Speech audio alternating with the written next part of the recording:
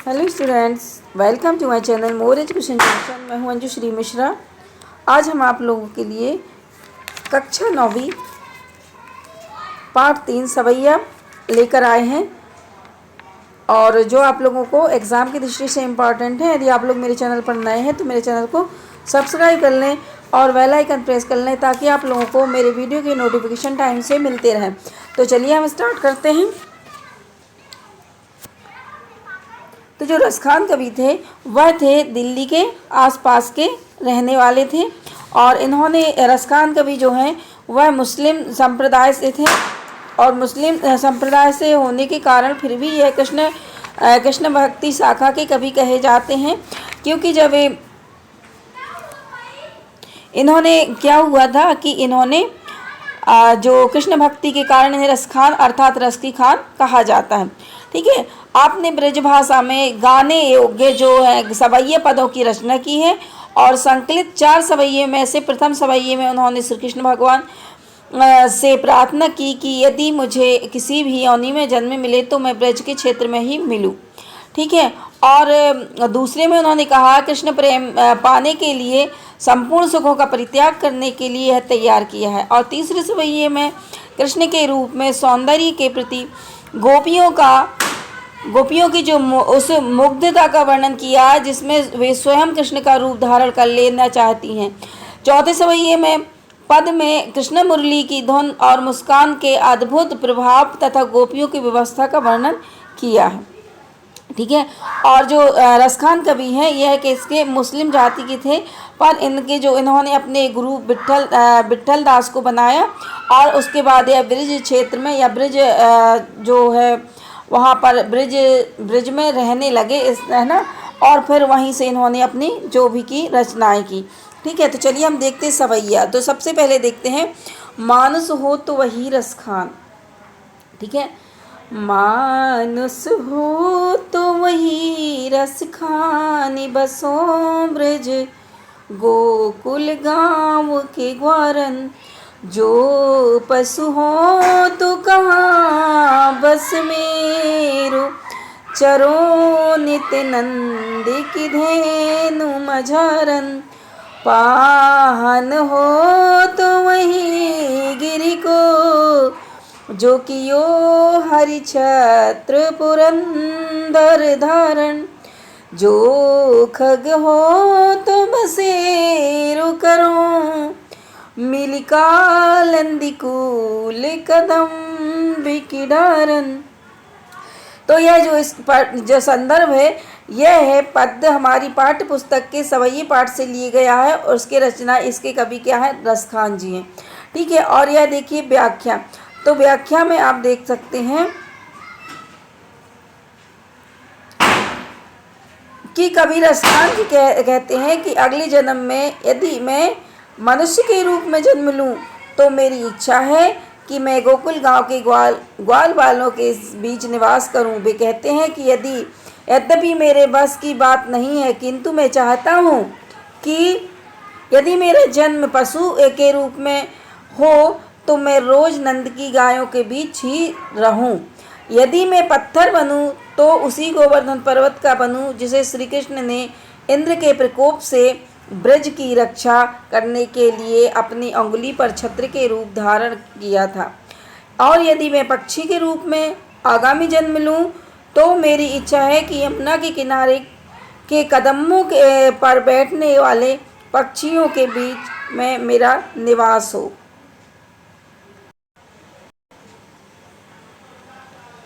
अब देखिए इसमें विशेष क्या है कवि कामना करते हैं कि मैं ब्रज में जन्म लूँ, है ना। कवि की इच्छा है कि मैं कहाँ जन्म लूँ, ब्रज में। इसमें कवि का ब्रज भूमि के प्रति अनन्य भाव प्रकट हुआ। और तीसरा देखो पद मैत्री एवं अनुप्रास अलंकार है। इसमें पद मैत्री है और अनुप्रास अलंकार है।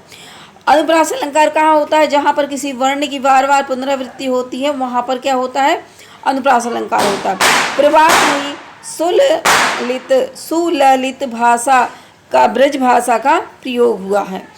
ठीक है, तो यह हमारी क्या है पाठ 1 का सवैया। ठीक, अब देखिए दूसरा सवैया देखते हैं। या लकुटी रुका मरिया पर राजति हूँ पुर को तजिडारो, आठों सिद्धि नवों निधि के सुख, नंद की गाय चराई विसारो, रस खाने कबो इन आँखिन सो, ब्रज के वन बाग तड़ाग निहारो, कोटि के कल धोते के घास करील के कुंजन ऊपर वारो। तो रसखान कवि कहते हैं कि यह जो पाठ है अपना जो लिया गया है, यह आपको पता है कि सवैया से लिए गया और इसके कवि रसखान कवि हैं। ठीक है, अब इसका प्रसंग देखते हैं कि इसमें बताया गया है या दिखाया गया है कि कवि श्री कृष्ण की लाठी, कंबल तथा ब्रज की गाय, बाग, तालाब, वन, करील आदि पर कुछ भी निछावर करने को तत्पर हैं। ठीक है, अब देखते हैं प्रसंग। तो रसखान कवि कहते हैं कि श्री कृष्ण की इस लाठी और कंबल के ऊपर तो मैं तीनों लोकों का राज्य सिंहासन भी त्याग दूंगा। नंद बाबा की गायों को चराने में मेरा मिलने वाले सुख की तुलना में आठों सिद्धियों और नौ निधियों के सुख को भी भुला दूंगा। ठीक है, तो जो आठों सिद्धियां हैं और नौ निधि हैं, इनके सुख को भी मैं भुला दूंगा। रसखान की इच्छा है कि उन्हें कभी ब्रज के वन, बाग, बगीचे, तालाब आदि को देखने का सुअवसर मिले। वे आनंद प्रदान करने वाले करील की कुंजों के ऊपर सोने चांदी से बने करोड़ों महलों को भी न्यौछावर करने को तैयार हैं। ठीक है, यह जो हमारा हुआ अभावार्थ। अब देखते हैं विशेष क्या है। रसखान का कृष्ण के तथा उनकी लीला भूमि ब्रज के प्रति तीव्र आकर्षण व्यक्त किया गया है। ठीक है, दूसरा देखना, अनुप्रास तथा पदमेत्री की शोभा दर्शनीय है। यहाँ पर अनुप्रास अलंकार भी है। ठीक है, और तीसरा है भाव के अनुरूप भाषा का प्रयोग किया गया। तो जो भाव है उसके अनुसार भाषा का प्रयोग भी किया गया है। अब देख लेते हैं सवैया नंबर 3। सवैया 3 देखते हैं। मोर पखा सिर ऊपर राखियों, गुंज की माल गरे पहिरोंगी। तो जो एक गोपी कहती है अपनी दूसरी सखी से कि सखी मोर पखा सिर ऊपर रखूं। कहती कि अपने जो मोर का पंख है मैं अपने सिर पर रखूंगी, गुंज की माल गले पहनूंगी और जो गुंजू की माला है वह भी अपने गले में धारण कर लूंगी। ओढ़ी पीताम्बर ले लकुटी बन, गोधन ग्वालिन संग फिरूंगी। और पीताम्बर पीले वस्त्र धारण करके मैं लकुटी और लाठी लेकर गोधन मतलब गायों के साथ ग्वालों के बीच ग्वालिन संग फिरूंगी और ग्वालों के साथ में फिरूंगी। भाव तो वो ही मेरो रस खानिसो, तेरे कहे सब स्वांग रसा करूंगी। तो वह बोलते हैं कि मैं रसखान कवि कहते हैं कि वह जो सखी है गोपी है वो कहती है अपनी सखियों से कि मैं तो अपने कृष्ण के लिए कृष्ण के प्रेम में हर प्रकार के स्वांग करूंगी, पर या मुरलीधर की अधरन धरी अधरा न धरूंगी। तो पर मुरलीधर की जो मुरली है वह मैं अपने अधरों पे अपने होठों पर नहीं धरूंगी, क्योंकि जो मुरली है वही हमें कृष्ण से दूर किए हुए है। ठीक है, तो आगे देख लेते हैं हम। इसका जो संदर्भ है वही पूर्वानुसार रहेगा, जो हमारे पाठ से लिए गया सवैया से, और इसके कवि हैं रसखान जी, है ना। प्रसंग देखते हैं कि श्री कृष्ण को प्रेम करने वाली एक गोपी जब अपनी सखी से श्री कृष्ण का वेश धारण करने के लिए कहती है, तब उत्तर देते हुए इस छंद में कहती है, जब वो उत्तर देती और कहती कि हे सखी, तुम्हारे कहने के अनुसार मैं श्री कृष्ण का वेश धारण कर लूँगी। मैं सिर पर मोर पंख का मुकुट धारण कर लूँगी, गले में गुंजा फल की माला भी पहन लूँगी, मैं पीताम्बर ओढ़ लूँगी और हाथ में लाठी लेकर वन में ग्वालों के साथ गाय, बछड़ा आदि के पीछे पीछे घूमती फिरूंगी। रसखान के कवि के शब्दों में गोपी कहती है कि प्रेम रस के अवतार श्री कृष्ण को जो भी प्रिय है, तुम्हारे कहने से मैं सब कुछ करूँगी, किंतु जिस बंसी को श्री कृष्ण ने अपने होठों पर रखा उसे मैं अपने होठों पर धारण नहीं करूँगी। अर्थात जिस बंसी के कारण जो है कृष्ण हम लोगों की तरफ नहीं देखते हैं और उनको बंसी अति प्रिय है, वो बंसी के बगैर नहीं रहते हैं, तो मैं ऐसी बंसी को अपने होठों पर नहीं रखूँगी। ठीक है, तो चलिए हम इसका विशेष देखते हैं। विशेष में कहा गया है, गोपिका श्री कृष्ण को प्रेम करती है इसलिए सब कुछ करने को तत्पर है। दूसरा, उसके मन में बंसी के प्रति सौतीय भाव है इसलिए उसे धारण करने को तैयार नहीं होती है। तीसरे में इसमें यमक अलंकार, श्रेष्ठ एवं अनुप्रास अलंकारों की छटा दर्शनी है। ठीक है, तो यमक अलंकार, श्रेष्ठ अलंकार और अनुप्रास अलंकार। ठीक है, जहाँ पर शब्द की बार बार पुनरावृत्ति हो, शब्दों के कारण चमत्कार हुआ यमक अलंकार होता है, और जहाँ वर्ण के द्वारा चमत्कार हो वहाँ अनुप्रास अलंकार होता है, और जहाँ एक वर्ण के अनेक अर्थ निकले वहाँ श्रेष्ठ अलंकार होता है। ये चीज़ आप याद रखिएगा। फोर्थ देखते हैं, सुललित ब्रजभाषा का प्रयोग, मतलब माधुर्य भाषा का प्रयोग किया गया है। चौथा सवाल ये देखिए, कानन दे अंगुरी रहिबो जब ही मुरली धुनि मंदे बजे हों। कहते हैं कि भाई जब मुरली जो कृष्ण जब अपनी मुरली की धुन मंद मंद बजाएंगे तो मैं क्या करूँगी, मैं अपनी अंगुलियों को अपने कानों में रख लूँगी, मतलब कान में बंद कर लूँगी। मोहिनी ताननी सोर सिखानी अटा चढ़ी गोधन गे हो तो गे हो। तो कहते हैं कि मोहनी तान सुर सिखानी, है ना, जब वो अपनी मोहिनी तान से अटारी पर चढ़ के गोधन गान गाएंगे तब भी उसका मुझ पर कोई प्रभाव नहीं पड़ेगा। तेरे कहाँ से गिरे ब्रज लोगनी काल ही को कितनों समझे हैं। तो उन्होंने कहा, टेर के बुला के उन्होंने कहा कि ब्रज के लोगों को बुला के कहा कि अगर कल आप लोग मुझे समझाओगे तो भी मैं समझने वाली नहीं हूँ। माई रिवा मुख की मुस्कानी संभारी नजे नजे। तो कहते हैं कि अरे माँ मेरी उस मुख की मुस्कानी मतलब कृष्ण के जो मुख की जो मुस्कान है, जब वो मुस्काएंगे तो मैं खुद को संभाल नहीं पाऊंगी उनकी मुस्कान से, और मैं उनकी किस्म हो जाऊंगी, मैं उनकी मुस्कान में मुग्ध हो जाऊंगी, मैं अपने आप को फिर उनकी मुस्कान से संभाल नहीं। तो हम देख लेते हैं कि संदर्भ क्या है। संदर्भ वही हमारा संदर्भ है कि भाई किस पाठ से लिए गया है, उसके कौन से मतलब सवैये है और उसके जो है रसखान जी हैं, ठीक है, कवि हैं।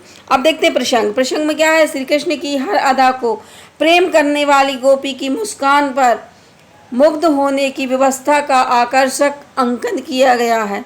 ठीक है, गोपी की जो मुस्कान पर मुग्ध होने का अंकन किया गया, क्योंकि उनकी कृष्ण की जो मुस्कान है बहुत मोहित करने वाली है। ठीक है, आगे देखें।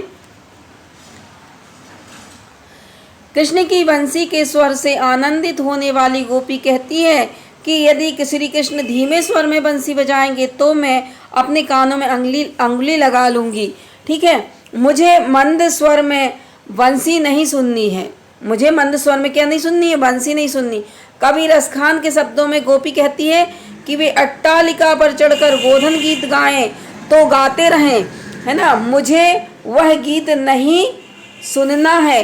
किंतु गोपी साफ साफ शब्दों में ब्रज के लोगों को पुकार कर कहती है कि कल मुझे कोई समझाने का कितना ही प्रयास करता रहे पर मैं समझने में असमर्थ रहूंगी। मैं उनके और सभी व्यवहारों को तो सहन कर लूंगी, किंतु हे माई, उनकी मुस्कान के चमत्कारी प्रभाव को संभालने में मैं असमर्थ हूँ। मैं उनकी मुस्कान के सामने मजबूर होकर रह जाऊंगी। ठीक है, अर्थात जब वो कृष्ण भगवान जब मुस्कुराएंगे तो मैं उनके मुस्कुराहट में मुग्ध हो जाऊंगी। ठीक है, और मैं फिर किसी की नहीं सुन पाऊंगी।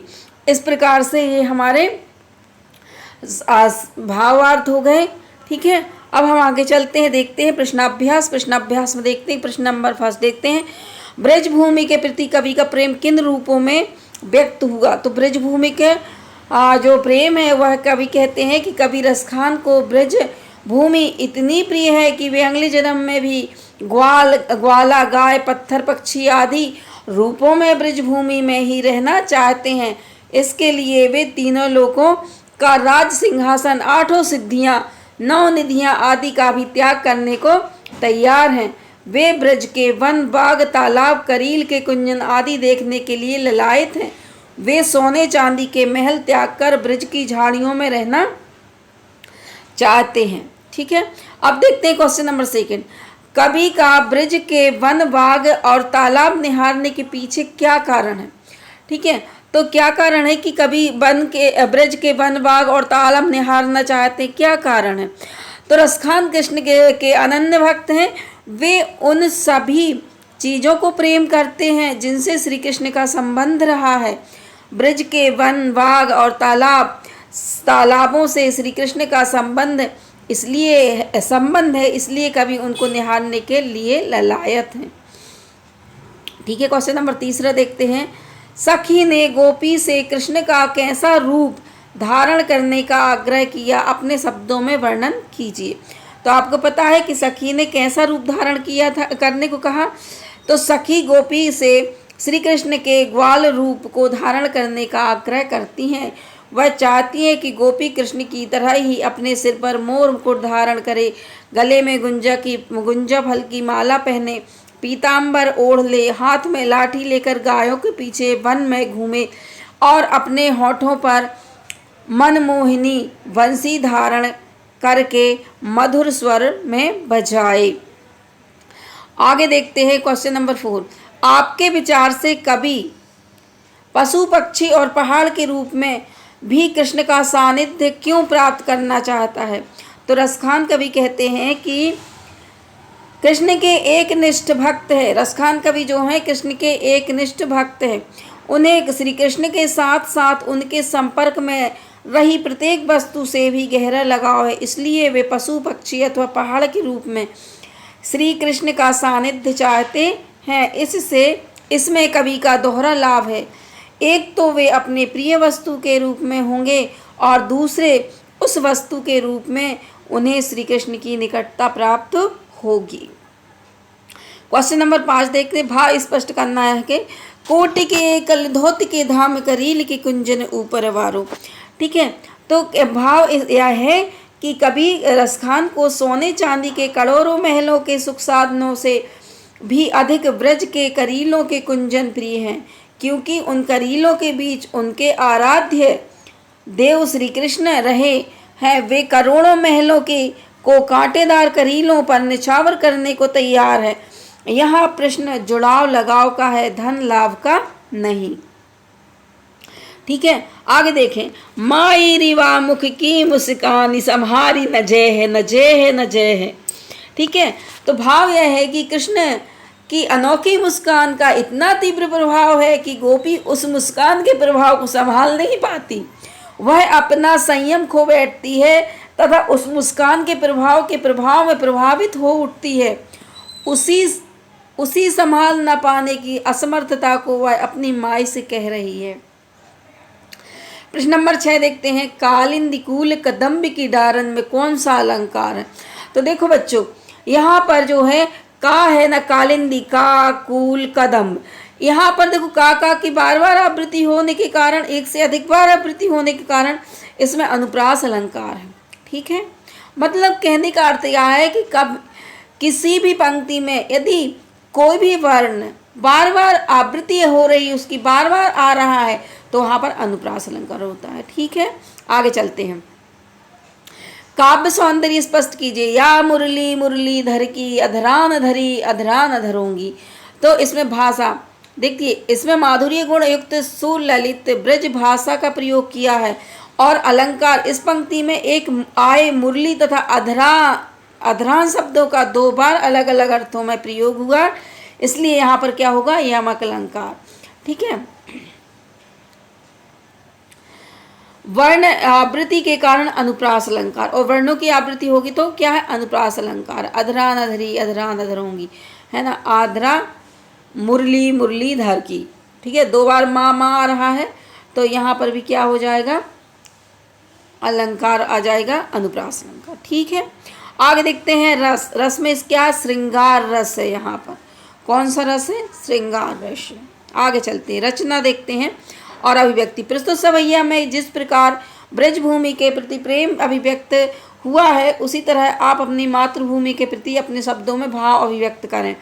ठीक है, तो कहा गया है कि जिस प्रकार मतलब रसखान कवि ने अपनी ब्रज भाषा के प्रति ब्रजभूमि के प्रति जो प्रेम लगाव उन्होंने व्यक्त किया है, तो आप भी अपनी मातृभूमि के प्रति जो है मनोभावों की अभिव्यक्ति करें। तो देखिए, मैंने उस भारत भूमि का पर जन्म लिया है जिसके लिए देवता भी तरसते हैं। मेरी जन्मभूमि धन धान्य खनिज पदार्थों तथा वन जंगलों से संपन्न है।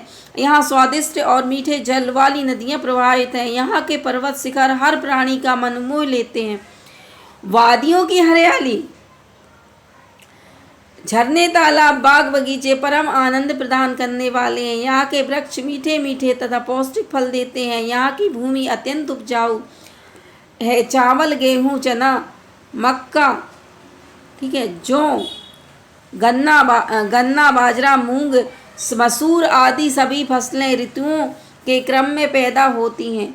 सर्दी, गर्मी, वर्षा आदि ऋतुएं यहाँ के अनेक निवासियों को सुख की अनुभूति कराती हैं।